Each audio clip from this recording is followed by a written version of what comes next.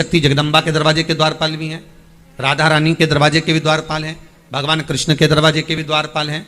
तो द्वारपाल का मतलब ये नहीं होता कि तुमने किसी को पैसा देकर दरवाजे पे खड़ा कर दिया हो कि यहाँ खड़े रहना दोनों, 5,000 रुपये महीना तुमको देंगे, 5 इधर वाले को 5,000 इसको देंगे, और ऐसा तलवार लेकर डंडा लेकर खड़े रहना हो, बंदूक लेकर। तो इसका मतलब केवल ये नहीं होता कि तुमने द्वारपाल खड़ा कर दिया तो द्वारपाल। द्वारपाल का मतलब अच्छे से समझना कि द्वारपाल किसको कहा गया। द्वारपाल तुम किसी को पैसा देकर खड़ा करो वो द्वारपाल नहीं है, किसी को धन देकर खड़ा करो वो द्वारपाल नहीं है। द्वारपाल का मतलब ये होता है कि जिस दरवाजे से आप प्रवेश करे हैं उस दरवाजे पर जो 2 फाटक होते हैं, उस दरवाजे पर जो 2 चौखटें होती हैं, उस चौखट के भाग को ही द्वारपाल कह दिया गया। और वहां पर ऐसा कोई संसार का मानव नहीं है जिस संसार के मानव के दरवाजे पर कोई ना कोई द्वारपाल ना हो।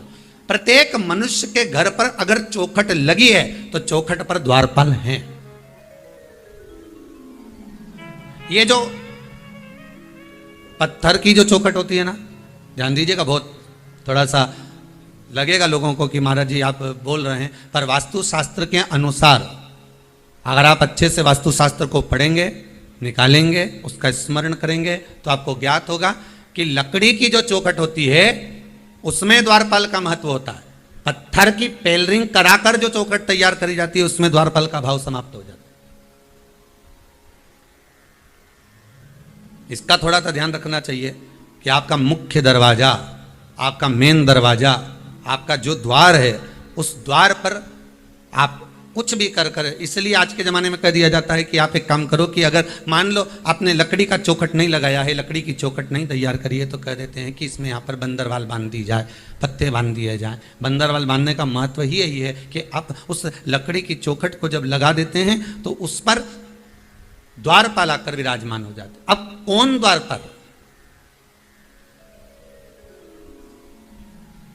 कौन द्वारपाल विराजमान? तो कहा ये द्वारपाल दिखते नहीं है, ये दरवाजे के द्वारपाल दिखेंगे नहीं। हिंदू धर्म में पहले नियम था, हमने तो महाराष्ट्र में आज भी देखा है, गुजरात में भी देखा है। पहले हिंदू धर्म में नियम था, थोड़ा थोड़ा हमारे मध्य प्रदेश में भी हमको देखने को मिलता है, छत्तीसगढ़ में भी मिलता है, आदिकातिक उत्तराखंड में भी प्राप्त होता है, साउथ में भी देखने को मिलता है, कहीं कहीं पर थोड़ा थोड़ा देखने को मिलता है कि प्रतिदिन घर की माताएं घर के दरवाजे के बाहर जाकर पानी को छींटती हैं और थोड़े सी आटे को लेकर, रंगोली को लेकर दरवाजे के सामने बना देती हैं। किसके लिए बना रही हैं वो दरवाजे पर रंगोली, वो दरवाजे पर सुंदरता किसके लिए कर रही हैं? वो किसके लिए इंतजार कर रही, किसकी बाट जो रही, किसके लिए प्रतीक्षा कर रही? कोई दूसरा नहीं, अतिथि देवो भव। अर्थात दरवाजे पर जो चौखट बनी हुई है, दरवाजे पर जो द्वारपाल विराजमान है, वो द्वारपाल कौन है? तो कहा वो दिखते नहीं है, वो नजर नहीं आते। शिव महापुराण की कथा चल रही है जिसमें मधुता का भाव कहा गया। कभी कभी निवेदन करूंगा, एक थोड़ा सा भाव व्यक्त करूंगा। मान लो घर में अशांति ज्यादा हो, रोग बीमारी ज्यादा घेर रही हो, तो शंकर पर थोड़ा सा शहद चढ़ाकर आप जब पूजन करते हो, जल चढ़ाते हो, अनुष्ठान करते हो, अभिषेक करते हो, जब शिव जी का पूजन करें, जब शहद चढ़ाएं तो उसमें से जरा सा शहद एक चम्मच में रख लें। वो चौखट पर लगा देने पर बीमारी, रोग, अशांति सब समाप्त हो जाता है। घर में सुख बढ़ना प्रारंभ हो जाता है, समृद्धि बढ़ना प्रारंभ। मधुता में सुख भी, शहद में सुखता भी। भगवान को जो समर्पित किया गया, एक एक पुष्प भगवान शंकर को जो दिया गया है, एक एक भाग जो शिव को दिया गया है, वो साधारण नहीं है। शंकर के पास जो भी चीज रखी है सब वीआईपी है। गले में देख लो नाग बासुकी है, कानों में बिच्छू, हाथ में त्रिशूल, सब उसके पास में भी है। कोई चीज ऐसी भगवान शिव को जो हम समर्पित कर रहे हैं मधु, तो वो किस चीज के लिए समर्पित होता है?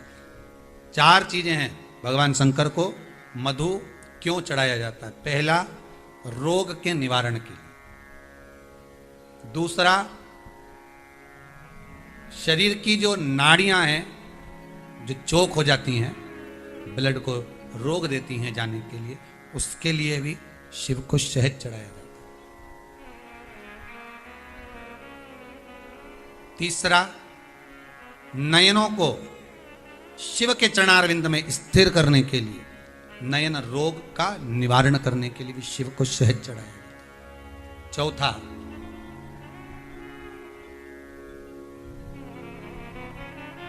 भगवान शंकर छोटे छोटे जीव जो शिव से दूर नहीं है, कंकर से जो चिपके हुए हैं, जो कहीं जा नहीं सकते, उनको कोई पूछता नहीं, सब उनके विपरीत हैं। शिव उनको अपने करीब में लाकर पूरी सृष्टि का संचार करने के लिए, अपने नजदीक लाने के लिए, शंकर उस सृष्टि खंड को अपने आनंद सुख में लेने के लिए उस शहद का पूर्ण अभिषेक, शहद मधु इसलिए चढ़ाया संपूर्ण विश्व कल्याण के लिए। अकाल मृत्यु वो मरे जो काम करे चंडाल का, काल उसका क्या बिगाड़े जो भक्त हो महाकाल। शिव की उपासना। अरे भाई यहां तक संवाद है, यहां तक वर्णन किया जाता है कि बच्चा जन्म लेता है, जन्म लेने के बाद वो लिंगायत संप्रदाय में पहले भी कहा, आज फिर कहते हैं, अपन अपने गले में रुद्राक्ष की माला पहनते हैं, तुलसी की माला पहनते हैं, पर जो शिवलिंग की लिंगायत जो संप्रदाय है, जो केवल शिवलिंग की आराधना करती है, इसके सिवाय किसी की आराधना, लिंगायत संप्रदाय के अंतर्गत वो लोग रुद्राक्ष और ये सब चीज अलग बात, वो एक डिब्बी के अंदर, चांदी की डिब्बी में शिवलिंग रखते हैं, शिवलिंग को पैक कर कर अपने गले में धारण करते हैं। लिंगायत संप्रदाय में, कि बड़ी भारी संप्रदाय में, लिंगायत संप्रदाय के किसी संप्रदाय जिसके अंतर्गत जन्म लिया बच्चा यदि गुरु मंत्र नहीं लेता तो मां उस बच्चे को दूध तक नहीं पिलाती जब तक गुरु मंत्र नहीं होता। और अब आप में से कितने लोग हैं जिनका बच्चा जन्म लेता होगा तो उसको गुरु मंत्र दिया जाता होगा, किसी गुरु जी को बुलाकर कहा जाता होगा कि इसके कानों में भगवान शिव का मंत्र दे दीजिए, राम नाम कृष्ण नाम कुछ तो दो, जन्म लिया है उसने, संसार सागर में आया है, कोई ऐसा मंत्र दे दो कि बच्चा बीमार ना पड़े, कोई ऐसा मंत्र दे दो कि आगे चलकर इसकी उन्नति होती रहे। तो वो जन्म के समय पर जो दिया गया मंत्र है लिंगायत संप्रदाय में, शिव का स्मरण। और मेरी माताओं से निवेदन है, आपके यहाँ कोई बच्चा जब जन्म ले, कोई अगर गुरु ना आ सके, कोई संत ना आ सके, तो मेरी माताओं से निवेदन है, आप भी उस बच्चे की पहली गुरु हो, आप भी अपने बच्चे के कान में कम से कम ओम नमः शिवाय, श्री शिवाय नमस्तुभ्यं, राम कृष्ण कह तो सकते हो। और भगवान शिव का शिवलिंग है, ऊपर जो पानी लेकर बैठा है, साथ में जो जल गिर रहा है, बेलपत्री गिर रही है, उससे शिव का अभिषेक हो रहा है, बांध नहीं है उसको। अच्छा जल तो चढ़ गया, जल समर्पित भी हो गया, बेलपत्री का वृक्ष था, बेलपत्री नीचे गिर रही थी, वो भी शिव को मिल गई, वो भी भगवान शंकर को प्राप्त हो गई। पर एक भाव उसी बेलपत्र के वृक्ष पर, आप कभी अगर बेलपत्री को पाते हैं, बेलपत्री को अगर आपने खाया है, आपने स्मरण किया होगा, तो बेलपत्री को जब आप खाते हैं रोग मुक्ति के लिए, तो उसको जब छोटी सी बेलपत्र को चबा चबा कर खाते हैं तो शुरू में तौरी लगती है, उसके बाद थोड़ा सा मिठासपन लगता है, फिर जीवान पर छारपन लगता है थोड़ा। बेलपत्र का जब वृक्ष है, उसकी जो पत्ती गिर रही है, उस पत्ती के साथ में कुछ रस तत्व भी शिव को समर्पित हो रहा है,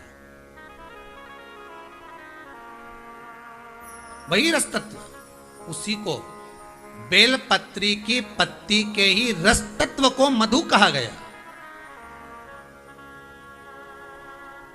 वो रस तत्व जो भगवान शंकर को समर्पित हो रहा है, भगवान शिव जिसको ग्रहण कर रहे हैं, धारण कर रहे हैं। मधु की महत्वता को बहुत ध्यान दीजिएगा, किस किस चीज के लिए मधु चढ़ता है शिव जी पर। शंकर को अगर अपन शहद चढ़ाते हैं तो किस चीज के लिए चढ़ता है, किस कार्य के लिए चढ़ता है, के माता पिता देख रहे हैं। तो जो जन्म के समय पर अन्नप्राशन जब कराया था, मुख में पहली बार अन्न दिया था, उस अन्नप्राशन के समय पर शंकर पर चढ़ा हुआ शहद का थोड़ा सा भाग अगर मधु का लगा देते तो माता पिता के चरण छोड़कर बेटा कुछ खाता ही नहीं, जाता ही नहीं, फिर चुपचाप से जेब में भर के कमरे में नहीं ले जाता, खिलाना तो था।